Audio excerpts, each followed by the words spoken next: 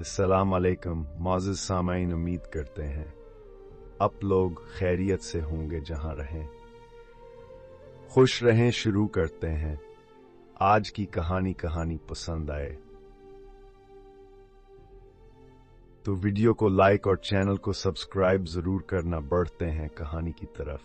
अंधेरा एक ऐसा राज जोस्प को हैरान कर दे। इब्तिदा रात का वक्त था, शहर की गलियां सुनसान हैं। दूर कहीं एक किताब भूंक रहा था और स्ट्रीट लाइट्स की रोशनी में धमोती जा रही थी। रहमान, जो दिन भर मजदूरी करके थक चुका था, आस्ता आस्ता अपने महल की तरफ बढ़ा था। आज काम ज्यादा था, इसलिए वह देर से निकला था। जैसे ही वह अपने महल के करीब पहुंचा, एक सुनसान गली में एक बूढ़ी औरत खड़ी नजर आई। इसके कपड़े मेले थे, हाथ में एक पुरानी लकड़ी की छड़ी थी और चेहरा झड़ियों से भरा हुआ था। वो सहमी होइल गढ़े थी। बेटा, क्या तुम मुझे मेरे घर तक छोड़ सकते हो? यह गली बहुत अंधेरी है और मैं अकेली नहीं जा सकती। रहमान को इस पर रहम आ गया। उसने इस बात में सर हिलाया और बोला, माँ जी, क्यों नहीं, आप मेरे साथ आए।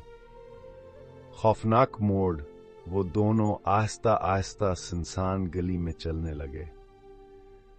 हवा में अजब सी खनकी थी, जैसे कुछ गलत होने वाला हो। जैसे ही वो गली के बीच में पहुंचे, अचानक बल्ब झपकने लगा।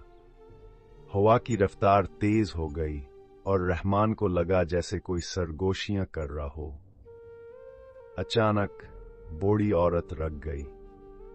इसके चेहरे पर एक अजीब मुस्कुराहट थी। वो रहमान की तरफ देखकर बोली, तुम बहुत अच्छे इंसान हो, लेकिन हर इंसान अच्छा नहीं होता। कुछ राज बेहतर है कि दफन ही रहें।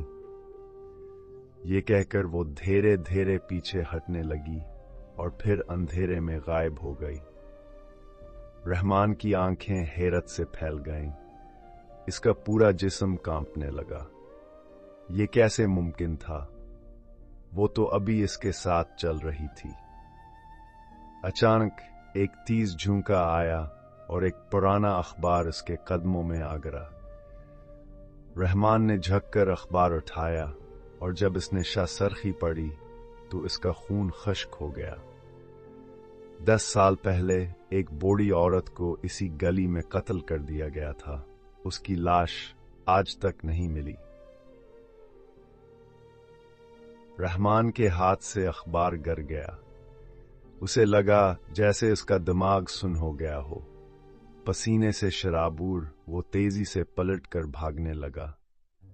खौफनाक अंजाम, जैसे ही वो गली के कोने पर पहुंचा, उसे महसूस हुआ जैसे कोई इसके पीछे आ रहा हो। कदमों की चाप साफ सुनाई दे रही थी। उसने हिम्मत करके पीछे मुड़कर देखा, लेकिन वहां कोई नहीं था। लेकिन अगले ही लम्हे एक सरगोशी सुनाई दी, रहमान, तुमने मुझे घर तक पहुंचाया, अब तुम्हें भी यहीं रखना होगा।